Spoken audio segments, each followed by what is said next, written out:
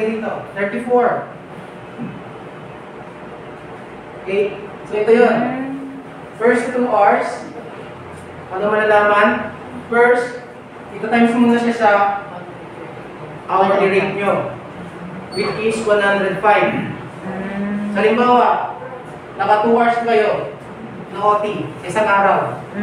2 hours na yan, di ba? 2 times 105. Kasi yun yung inyong hourly rate. And then based sa batas, ita-times mo siya ng 1, kasi magkaiba yung rate niyan. Ita-times mo siya ng 1.34. Nakaround off na siguro ito. 34. And then lalabas dyan, 280. yun yung inyong bayad sa inyong inoti. So, ibig sabihin, dito sa data na to, dun sa 2 hours na pinasok niya, kumita lang siya ng 281. Okay? Then yung mga susunod na oras, ilan yung kanyang pinasok. Okay? So yun. Commercial lang yan.